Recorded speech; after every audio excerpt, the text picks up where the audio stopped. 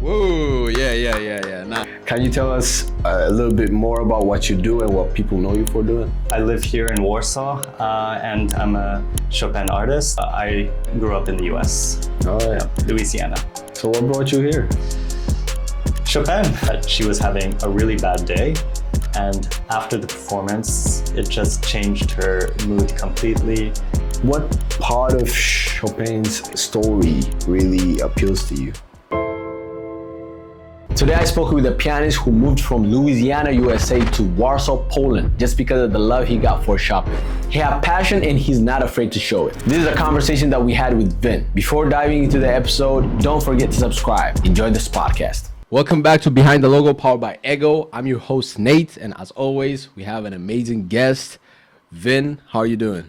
Great to be here. Thank you. Doing great. Doing great, right? And I mean, it's really a pleasure to have you here, and I really appreciate when guests take their time to come and to be interviewed by me. Well, I appreciate having the chance to speak about my music, Chopin, and yeah, thank you for having me. All right. You mentioned about your music. Can you tell us a little bit more about what you do and what people know you for doing? Yep. So obviously, I live here in Warsaw, and I'm a Chopin artist. I perform at the Chopin Salon, and yes, I'm studying the music of Chopin. Wow, Chopin music. It is. First of all, you have to tell us. You're not born in Warsaw, and No. you're not from Warsaw. So my parents from India, but I grew up in the U.S. All right. Yeah, Louisiana. So what brought you here? Chopin, really, only the music of Chopin. My heart just told me I needed to be closer to his music. And of course, I love the piano more than anything else. And yeah, I just wanted to make that move, and have been very happy since then. Wow. So it started when we go back. What part of Chopin actually took your heart? I think initially just listening to certain pieces, some of the smaller pieces like his waltzes, and then of course he has an incredible repertoire. I mean, he has so much music.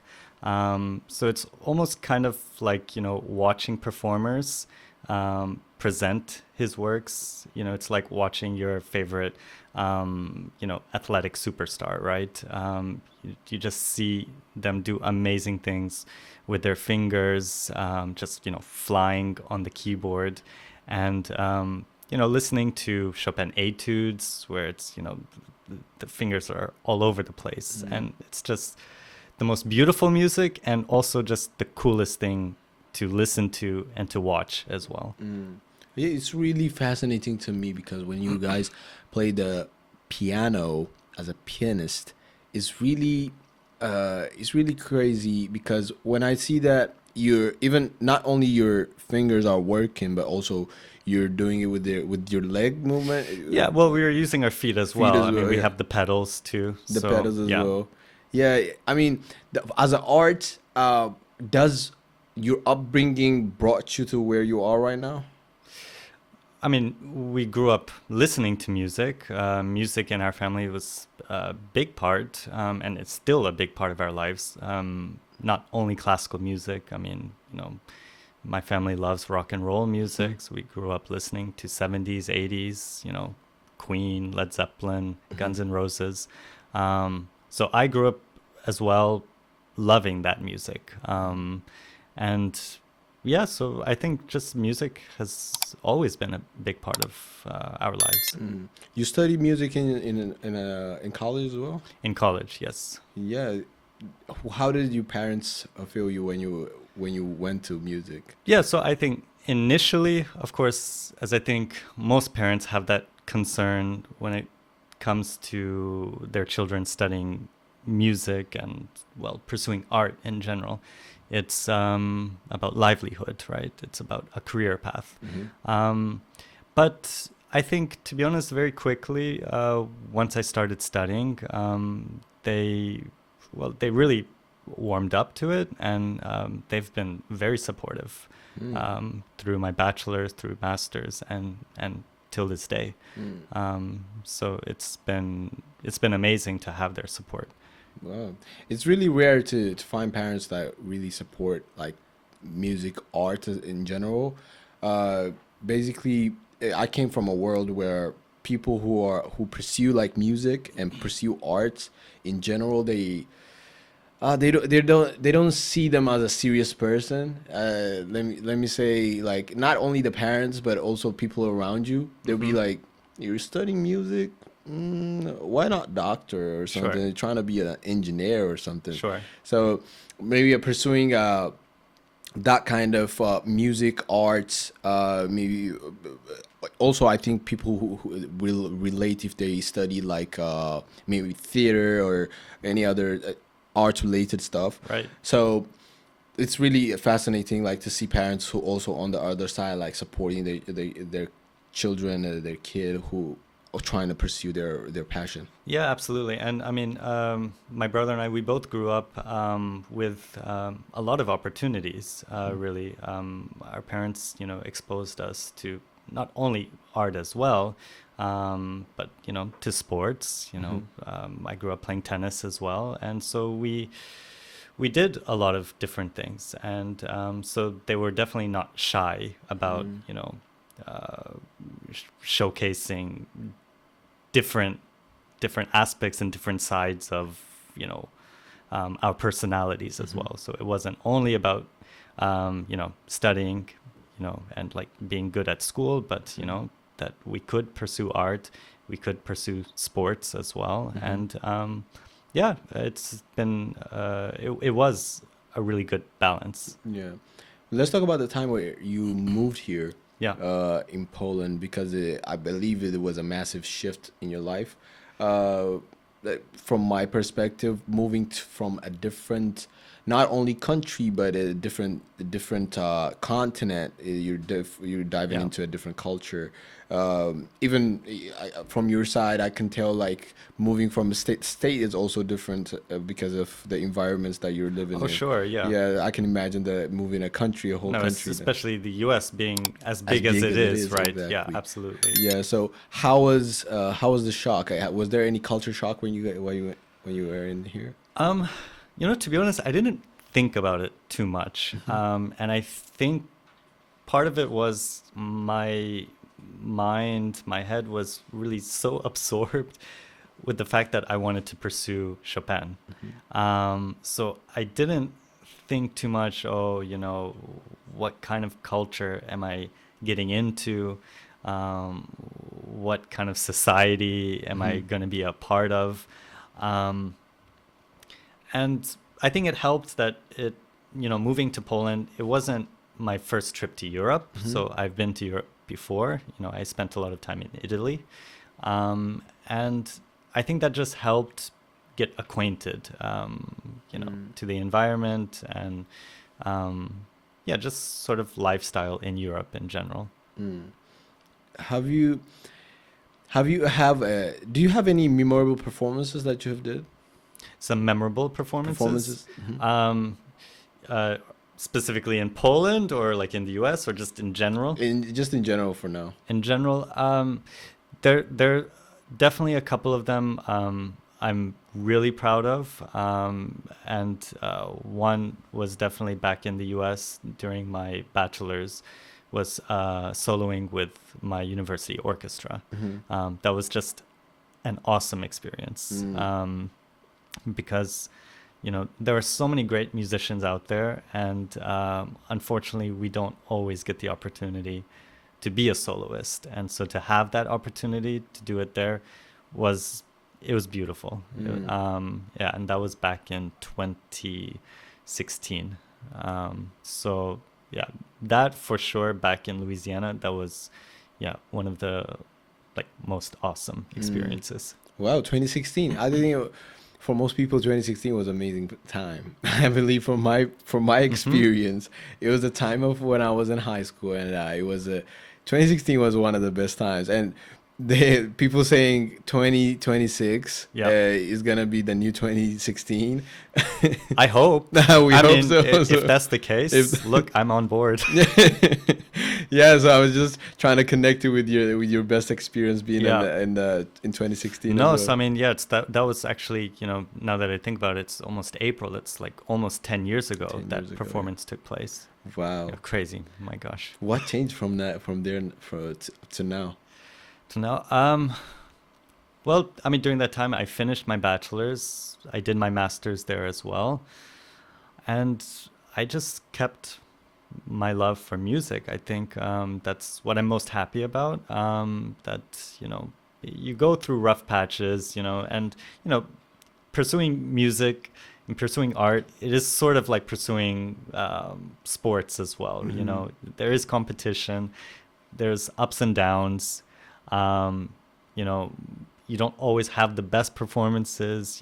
There's a lot of self-criticism. So for me, I'm just really happy. I've stayed persistent, and I think truly I do love classical music more than anything, and that's kept me motivated to continue playing. Talking about staying persistent, while there is pressure, there's competition, there's doubting yourself. You doubt, especially in the art space that you were in, like playing Chopin music. Like you said, even when we were talking off the record, you were telling me how it's got to be perfect. Like you have to be seriously dedicated Yes. to the art, Yes. to play that music. And when the self-doubt, how do you cope up with that and go through being persistent as you are? Yeah, at the end of the day, I mean, you also just you have to remind yourself that there's something bigger than yourself at stake. That it isn't necessarily about you. That the music always comes first. So the best performers, from generations before, I mean, that's what they would quote, right? The music at the end of the day is the star. You are only a vehicle to that music. So it's always, of course, just finding that balance. Of course, we love to be on the stage, and I do love that feeling. I love the interaction and the connection with people. But of course, what comes across at the end is the music. So whatever my personal struggles are, I have to remind myself that, at that moment, put them aside. We are communicating at this moment. I'm connecting with you, and that's all that matters. And as long as I do it with love and, from the heart, then I'll be safe. Then I'll be, let's call it protected somehow, right? And everything, you will just move forward, and everything's always a learning experience.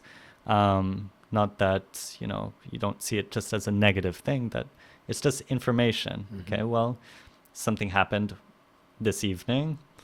What can I do for next time to improve that? And you just go forward from there. Right. You said about people interaction, like in the stage performances, like people interact with the music and you see it live there, and I think you seem to love that kind of interactions. Yeah, I would say, I mean, let me specify with interaction. I would say they're affected by the music, right? My connection with the music to them. Yes, especially in small, intimate, for example, here in Warsaw, right, we have salon concerts, and I absolutely love those settings because, you really are quite close to the audience, and you can, of course, make eye contact. You can just feel their presence. Even if they are just guests, people you don't know, of course, it's always great to see friends, family there too, but that connection is really meaningful. And to feel them feeling good, or, being in a different state, it's just, it's a very cool feeling. I mean, I can relate. I wish I could relate, where the thing is, I doing podcasting or the thing I have done in my life, I didn't bring it to stage like where it is a live audience, but I always hear artists or people who perform on stage. They love the live feedback of the audience around them. Give them maybe if it's the way they look at you or the way they feel. You can see in their on their face.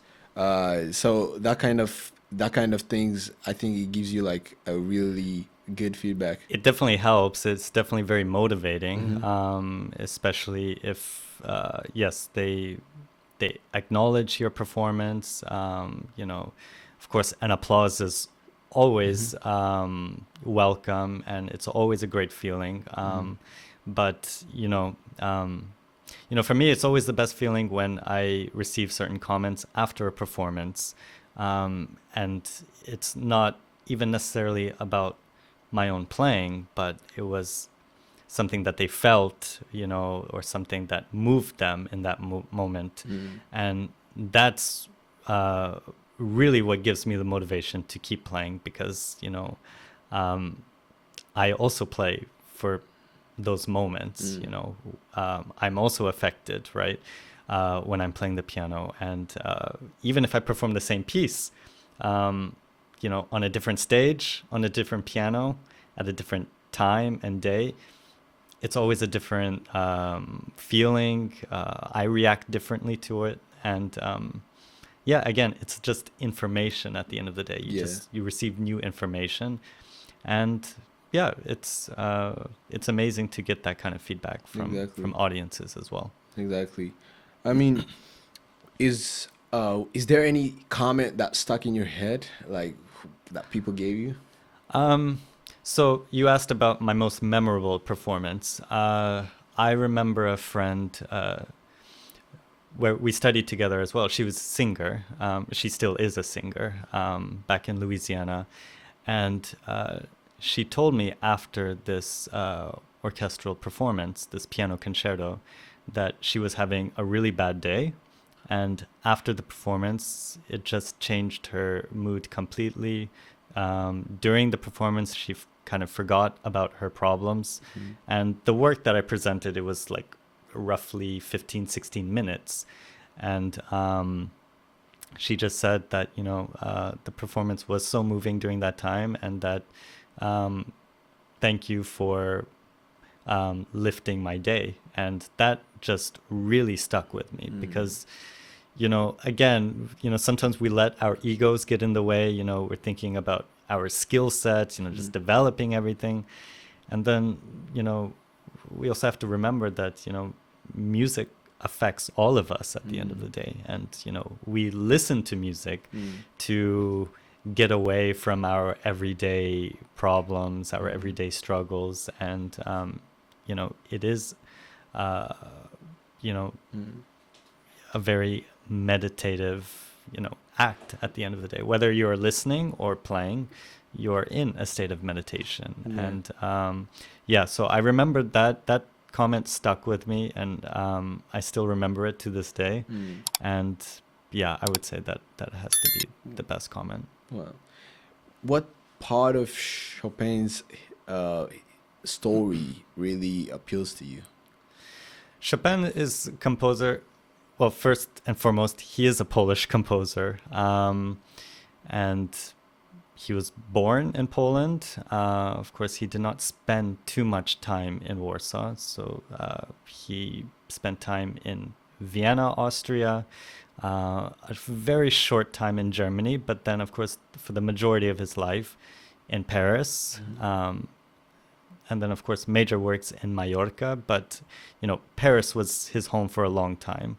However, his music is Polish at the end. His roots, he composed the polonaises. He composed the mazurki as well.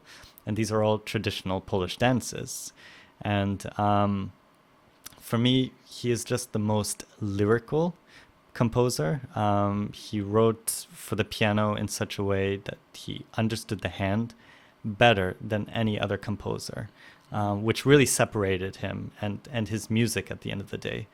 And yeah, there's just a lyricism and a connection to his music that I have not felt with other composers.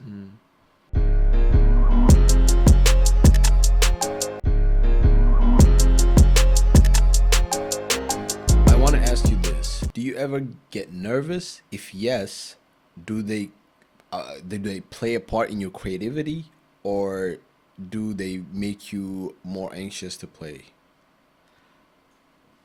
So the answer to that is yes, I do get nervous. It's not always the same. Sometimes some concerts are a little bit more, some are less. And if it affects my creativity, I would say mentally it can affect the creativity.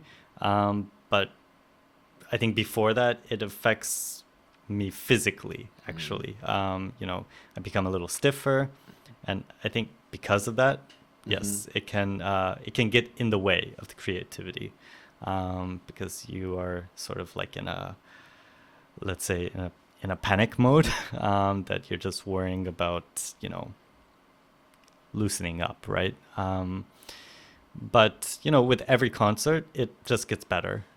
So most recently, like, it hasn't been a factor. Yeah, it's been more like a routine for you. It's been more routine, and it's just the more I've been doing it, the more comfortable, and it's just I feel freer to express myself, and the creative juices are definitely flowing much more now. Yeah.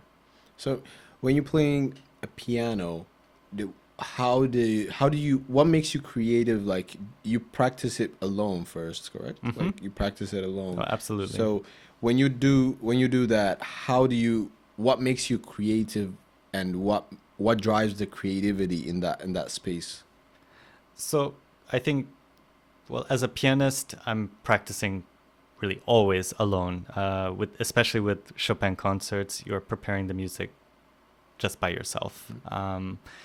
So a lot of it is interpreting the music. You know, there is a lot of studying that is involved, you know, through the notes, because everything is written out at the end of the day. And so for me, and for every artist that interprets Chopin's music, or any other composer for that matter, it's up to us to understand what those notes mean for us, because they're written in the same way, with the same rhythm, with the same value. And, you know, our creativity comes from, you know, the fingers itself, right? How do we attack the key?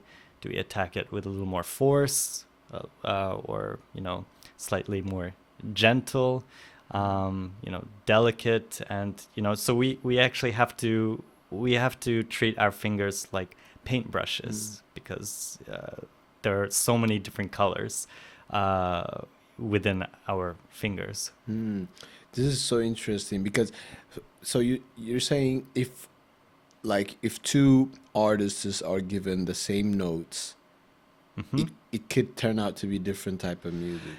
It will turn out differently. Will turn out to be different. I mean, of course, you know, you hear certain pieces many, many times, and of course many artists do them, so you have a general idea that, you know, this is the tempo, this is the style. But really, every artist has their own interpretation, their own color, and their own character to the same piece. Wow, this is really interesting, because I believe that, like, when it's more like a musician, right? Like, if you give the same type of beats, like for example, like a rapper, two different rappers, like, if you give them different type of beats, or the same beats, let's say, they will make different musics, like, if they're not locked in the same place. Or I think it's that type of a situation, right? Exactly. I mean, you can take it in to a different direction. Of course, I think the only difference is, you know, with classical music, everything being written out, the melodies being written out, and not just the rhythmic side of it.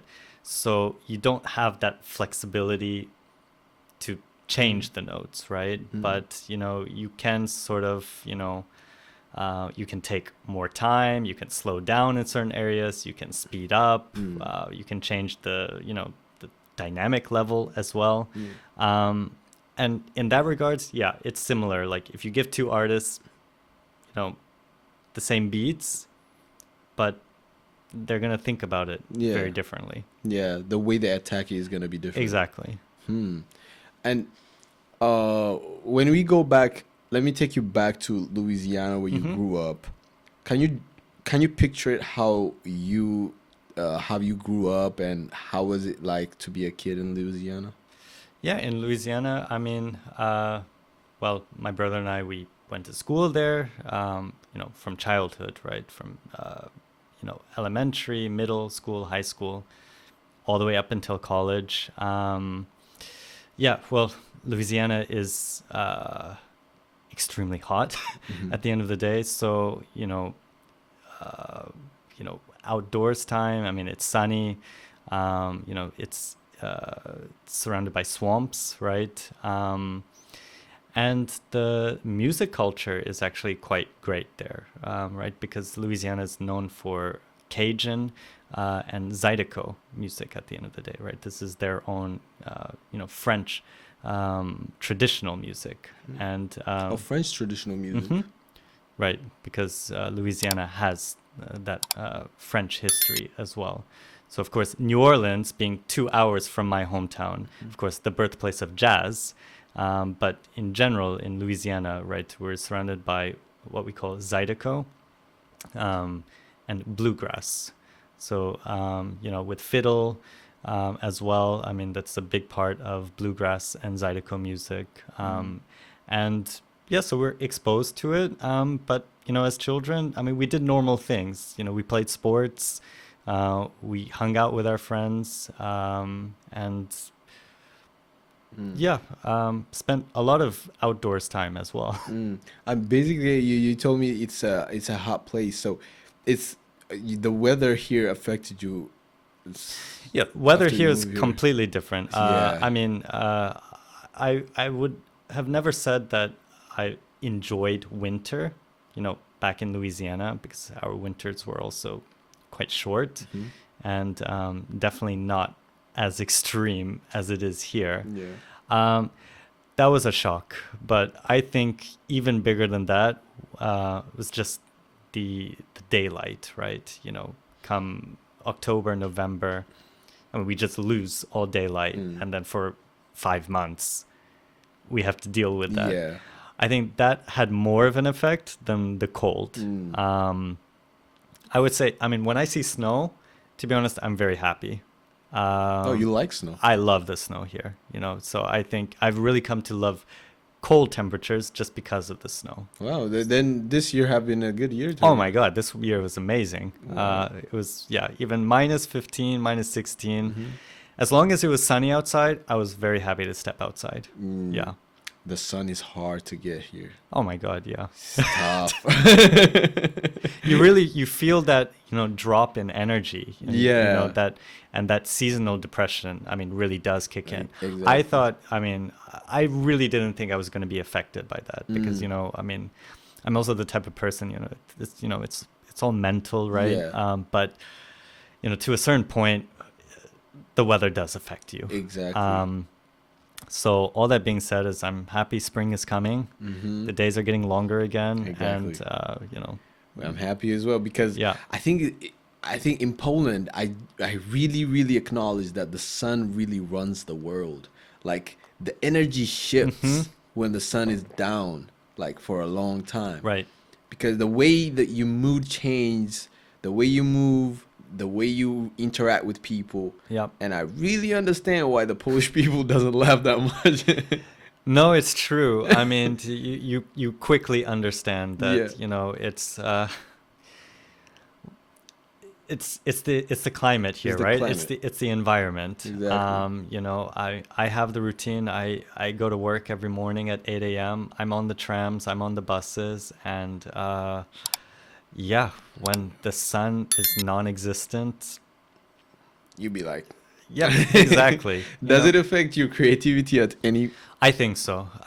You know, I'm used to practicing many hours every Yeah. day. And back in the US, of course, I spent many hours late at night practicing as well. But I think because the days become so short, especially during that period, right? You know, November to even February. February time, Yeah. yeah.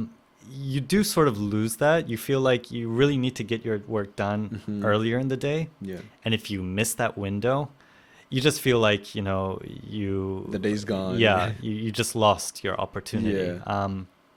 Yeah. So that's hard to really like kickstart my energy, you know, past 4 p.m. Yeah. Right? Because the moon is there and you want to go to bed, Mm. actually. Exactly. Yeah. Exactly. You feel the cold, you feel like cozy inside. Yeah. It's hot, like the heater is on. Exactly. So you just want to cuddle up in your bed. Exactly. Yeah. So we've been talking about this. Have you attempted to learn the Polish language? And you're attempting to learn the Polish language. And So- your method is also exciting for me. Yeah, I could speak a little bit about that. Yeah. Not that I have been doing that for 6 years, but Okay. you know, Let's keep a note on that. Yeah, I'm intensifying things now. Okay. No, so you know, I've been in Warsaw now 6.5 years. I would say from the beginning, I think like a lot of people these days, you know, they use Duolingo. Yeah. I started with Duolingo. That was super helpful. But, you know, for the last 3-4 years, I mean, it's just been, you know, through friends. I play for a Methodist church on Plac Bavicella. I communicate weekly with them. And that interaction, of course, you know, the more you speak, the better, right? Even if it's not perfect, you know, you just... As always with language, you put yourself out there, Yeah. and yeah, and now because I am preparing for an exam, and so I told myself that, you know, take in all the Polish language I can get, and yeah, as I mentioned, baby TV has been number one priority for me. Of course, I have Polish classes as well. Yeah. So, you know, I am learning some serious stuff, you know, like the grammar and, you know, I have to do my homework as well. But the baby TV is interesting. it's super helpful because it's slow enough, it's repetitive, and it's fun. Come on. I mean, you it's know, fun. I think I will try that, but I wouldn't say to say people that to tell people. I would have the courage to tell people that I'm watching it. I mean, I guess I could say worse things at the end of the day. I mean, I feel like I don't know. I don't feel that ashamed. Yeah. Talking about baby TV. I know. And you've got to make it fun for yourself, Yeah, right? definitely. You know. I think you got. I think that's the best way to learn, where you're treating yourself like just a kid, like who's trying to learn.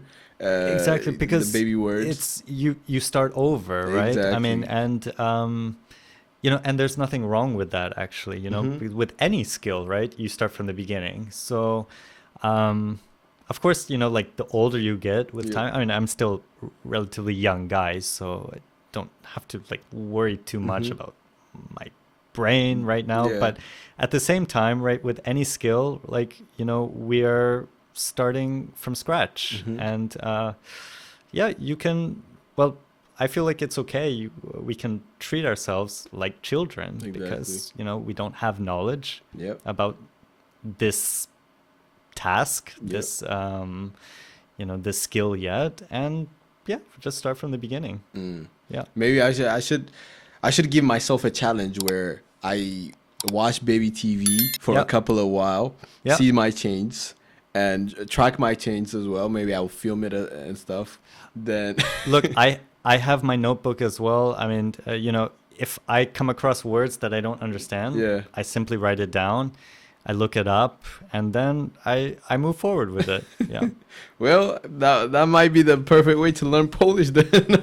I might try it, and people who are watching, maybe I you recommend should try it. Yeah. Baby TV Polski. Baby TV Polski. Yeah.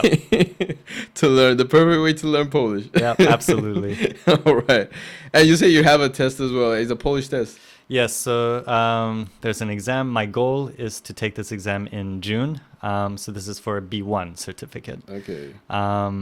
Yeah, so obviously, and really, I think at the B1 level, I guess I should be lucky it's not B2, but still B1, for me, it's no joke. Yeah. The grammar is difficult, and there's a lot of vocabulary involved. So yeah, I'm just trying to do whatever I can to prepare. Do you have plans to do something with the language where you may be writing a song? To be honest, I've never thought about that. I've never thought about writing a song in Polish language. I compose a little bit myself, just instrumental music. And, you know, currently the project that I'm working on, which in Polish it's called Rzeka Chopina. This means the river of Chopin. So this is something I've been promoting recently, but I've never thought about using the language itself in terms of composing or but it's definitely very beneficial, and people appreciate it, especially the Polish public. You know, if you're able to speak to them during a concert, if you're able to announce something, share a few words,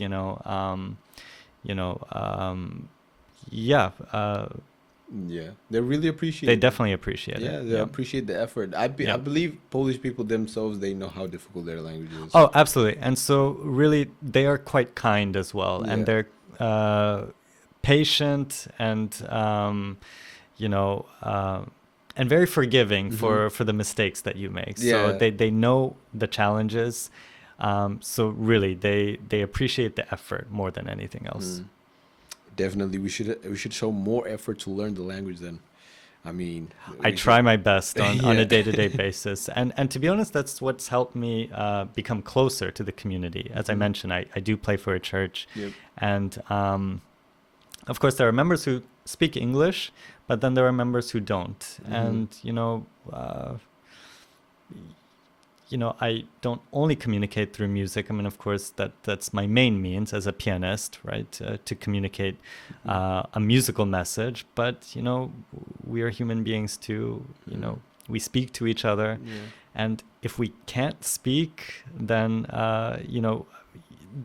you feel there is a certain, border.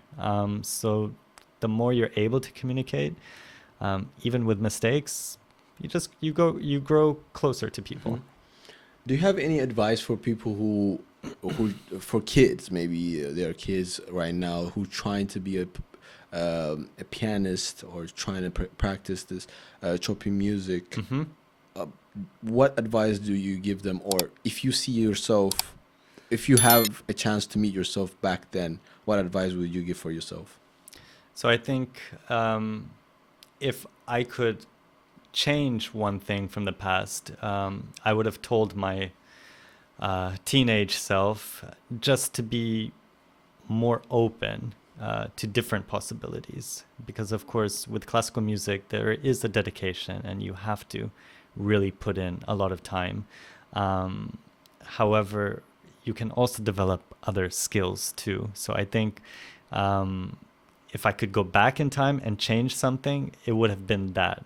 For example, branch out to play jazz a bit more, to experiment with blues music, to just be more open to other genres, and not stick to only classical music. So I think as classical musicians, we tend to fall in that trap where we dedicate our entire livelihood to only classical music, whether it's Chopin music or Beethoven or Mozart, whatever we end up presenting, right? Is there a reason for that? I think it's because it's just very demanding, and it really does take all your effort. not just physical but mental, right? You think about interpretations, and the truth is also the love for that music as well. And there's so much repertoire, even with just a single composer. So you go from the four stylistic periods. You have Baroque, you have classical, romantic, and then the modern 21st century music as well. And there's just so much music to learn within classical music itself that you feel like you can't get away from it, right? But I would say to younger people that just branch out to everything, improvise as well. As I mentioned, I mean, that's a new aspect of my life, the beginning of 2026, that I take part in improv in comedy shows, and it's been... That's an interesting turn as well. Yeah, it's been interesting. It's been a lot of fun, and it's really hard for me to go into it without preparing, because I'm so used to preparing everything. And when somebody says just that's not the point. It's the point is just to let go, be free, and see what comes out in the moment. I'm like, I'm scratching my head. It's like, this is not correct. This is not what I'm supposed to be doing. But it's been a great experience so far, and I'm happy to say I'm continuing to do it. That's you told me you're already 3 shows in. 3 shows in with a great comedy team. That's with Miguel, Tatiana is amazing, with Viola and Beata. Like, they're all great actors, actresses, and artists in general. And we're at Pryderyk. Wow. Pryderyk. So if people want to watch it, do you have a day that you're doing it? Yes. So I mean, so like last Sunday we had a date. I believe in 2 weeks' time, not this coming Sunday. Okay. I can't think ahead. I don't know what date that is in 2 weeks' time. But these are always Sunday performances, right? So it's not musical improv every Sunday. Is it on March? Is it not going to be on March? Right. There will be in March. In March, okay. Yeah, every Sunday. Every Sunday. Yeah, and they've been doing it for. They just celebrated their 1-year anniversary. Okay. So definitely there's great comics to check out there, and the improv scene it's really cool. That's brilliant. It's a fun time. I mean, that's really crazy, because from a musician standpoint, where you really prepare yourself well, like for to play a Chopin music, or being a pianist itself, it needs a lot of preparation. Yep, absolutely. You have to be ready for the moment. Yeah. Everything have to be closely perfect. Exactly. And going to improv is a total different experience, where you just go on the moment, where you just everything's in the air, right? Yeah. You just you throw everything out the window. Yeah, you throw everything out in the out the window. And that transition, it tells me that you are not afraid, like, to take risks. Yeah, well, I'm getting better. I'll say that. I'm definitely getting better about that side of myself now. And so 2026, the goal is getting better at taking risks. And just experiencing different things. And just constantly developing, right? So it's, and I already see that it has a positive impact on my Chopin playing, because that loosens me up a little bit more, to think differently about classical music interpretation, and mentally that helps me. Gives me more confidence. That things do happen, right? So even as well as you prepare, every performance something can happen, and you just need to be ready. And improv definitely helps with that. And just to develop all skills. And Polish too. It's not easy. I feel like I'm tripping in my mouth every day when I speak to people, but just the constant practice, not to be afraid of mistakes. Baby steps. baby steps, baby Exactly. TV. Baby Exactly. TV. Exactly. I mean, that's a really good way to see life. I think is a big goal. I mean, I'll ask you after a year how how it turned Yeah. out to be. Maybe let's Hopefully, at the end of the day, I and could then say it's like, I haven't lost my hair after everything. So hopefully. So yeah, it will be definitely a challenge. I mean, I'll take a part of that challenge as well, like taking other steps where yeah, I'm getting out of my comfort zone, trying yeah, different things, absolutely. meeting new people, Yeah, and that will definitely improve like the way your communication style will develop and the way yeah, you see the world. It absolutely. will be Yeah, different as well. So that's a challenge for you guys as well. I mean, people who are watching this, I think they should take a challenge where they get out of the comfort zone. They do things which are not orthodox for them, like which is outside of their and uh it only makes you stronger. exactly. When we stay in our comfort zone, when you do the same thing, you have the same routine, it becomes mundane, right? And maybe you're not necessarily moving backwards, but at least for me personally, I don't feel like I'm moving forward if I have the same routine every day.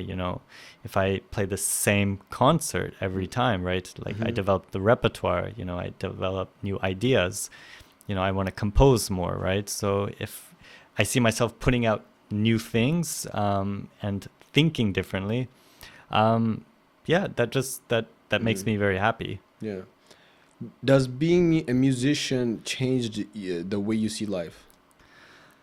I think it's a very colorful life. I think I'm very grateful to be a musician because, I mean, I'm only speaking for myself, but I feel like I see things differently. I'm able to, imagine things, kind of interpret things a little bit differently because of music. And I think, just being able to, be a musician and be able to communicate that message to the world who listens to music at the end of the day and they are affected by it, I think is very meaningful. I've asked myself that question too, if I can imagine a world without music, and I just cannot. I don't know what else I would see myself doing. Of course, it's been great. I've been an English teacher here in Warsaw for 6 years too, and I've made amazing friends and I have amazing contacts too. And that's been really fulfilling as well. But I think, without music, I don't know where my life would be taking me. That's interesting. I mean, I believe like most artistic people or musicians, maybe arts who people who like drawing or they draw for a living. Yeah. I believe they see lives a little bit differently than Right. a regular person sees. I think that's what makes them different and how they stand out Yeah. from different people. So I can totally understand like the way musicians see life as well. Yeah, I think we're just open to different directions, because that is what art is. It's never just this one straight path. But to be fair, I mean that's life as well. I Yep. mean, life is never one straight path for anybody, Yeah. whether you are an artist or not. And I just think, I don't know, maybe being a musician helps just to understand that, you're going to move in a different direction. It's easier to accept. Who knows? I could be completely wrong. Maybe other people do it better than me. Maybe I need to learn to accept it a little bit better. Yeah, I think, I mean, just being an artist, it leaves us open to so many possibilities. Yeah. Yeah. And I've all of this, we have talked about your music experience, your personal life, and um, uh, do you listen to other musics? I do. What genres do you like? For me, it's rock and roll. Rock and roll. Yeah. Okay. I What a different. Yeah, and actually, That's really different. It's a great break, to be honest, and it's actually a good mental break after practicing and performing Chopin concerts, right? Because that dedication is there. But as I mentioned, I mean, in our family, we listen to 70s and 80s. My parents, introduced, Led Zeppelin, Guns N' Roses, Queen, Pink Floyd, Metallica too. My brother's the biggest Metallica fan. Yeah. And that's on my Spotify playlist as well. So Well, from a pianist, which is a piano, is like a really calm. Yeah. And really study, and then. Well, I would say it's not always calm in the practice room. It's a good thing that people are not witnessing the practice room actions. What is going on there? Sometimes you want to rip the books. You have to be careful. It's really emotional. Sometimes it gets too emotional, and that's where you just you need to just give it a break as well. Everything deserves a small break. Just mental space. Okay. Treating the instrument. I mean, it's like a human being, right? It is a relationship. It breathes, yeah. And your energy, what comes out is you're feeding that into the instrument as well. And so sometimes it's healthy, just to take back a step. out. Yeah. Just hit that rock and roll. Exactly. Yeah. So when things are not going right at the piano, exactly. I mean, I've got Metallica running in my headphones. Yeah. That's perfect.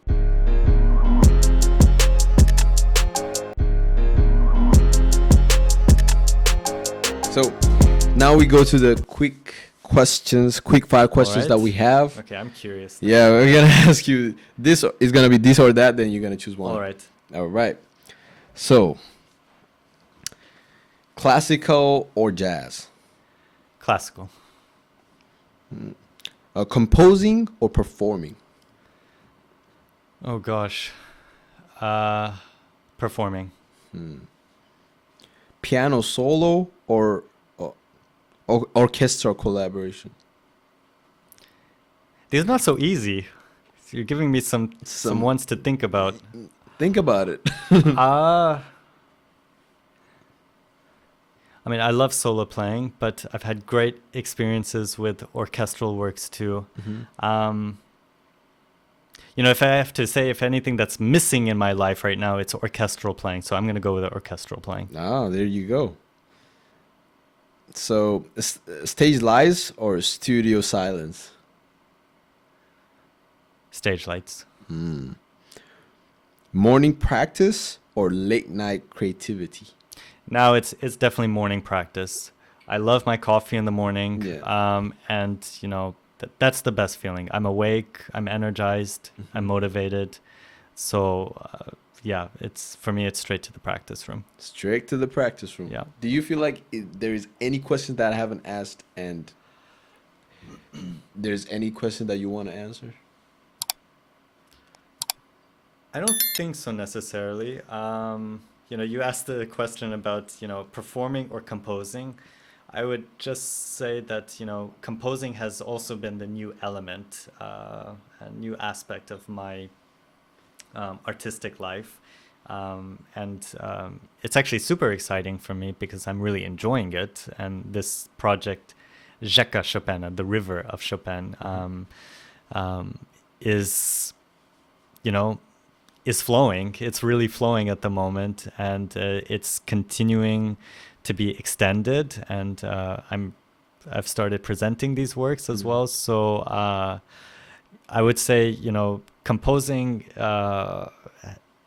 is a very important part of my musical career at the moment as well. Not only performing the works of Chopin, but composing as well. Wow.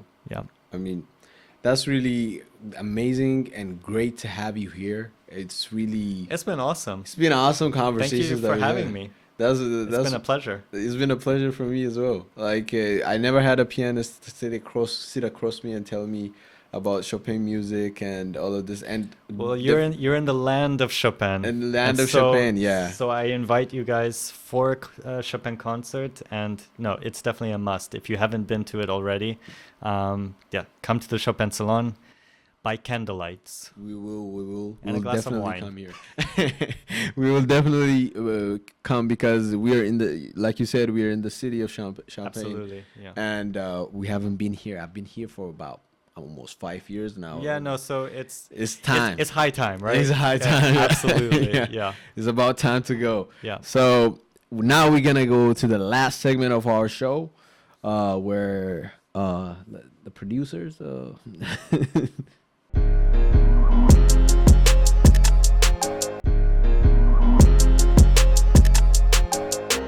I think this is my favorite segment. Yeah. Well, that's actually really that warms my heart. Look, I love speaking about the piano in general, and you know, I mean, I feel sometimes like, you know, like I even told myself, it's like, you know, at some point, like I'm probably gonna get sick of talking about Chopin, or it's like, you know, everyone keeps, you know, because you guys probably get the same questions too, like, you know, as foreigners being in Poland, Yep. the question is always why Poland? Exactly. You know, and of course, I think there are some people, you know, they come here simply for studies, or I don't know. I've had a lot of, especially American friends. They were like, "Oh, well, I met a girl here." And it's like, okay. It's like, well, I haven't been that lucky yet. I'm still so. Well, you're in love with Champagne. Chopin, yeah. No, exactly that's been my love affair for a while now. But yeah, no, it's just I love speaking about his music, and it's it's a very emotional connection at the end. That's brilliant. I really love to see people who are really passionate about the thing that they do in the genre that they are in. Yeah. And this has also have been an inspiring episode for me in general, because when you sit across people who really love what they do, you feel it. You'll feel the energy, and I certainly feel it right now.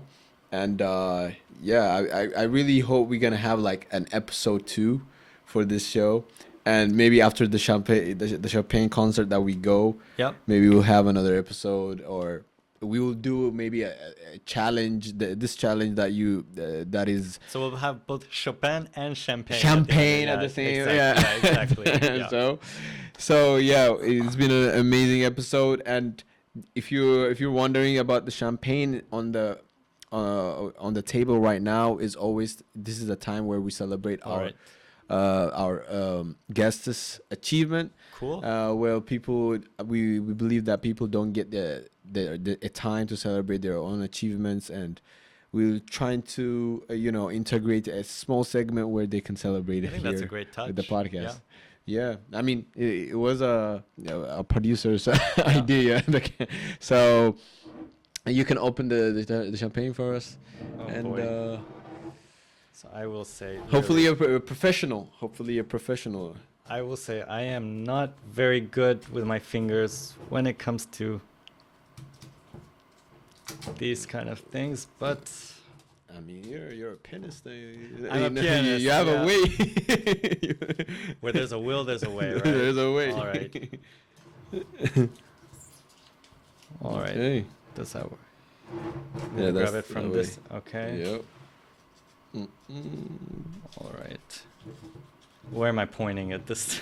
I think it's gonna go up there, but Uh-huh. I don't think it's gonna pop right now. It's not gonna pop. Yeah, it's Okay. not gonna pop. I think the plastic ones are the ones who are Yeah. delicate.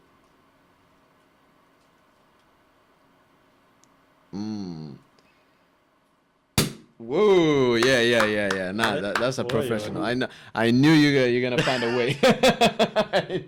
I knew you was gonna find a way. Look, and you did it. look. Aside from the piano, I mean, I can have some clumsy hands. So I think we're lucky. Nothing broke. Nah, to be nothing honest. broke. Nothing broke.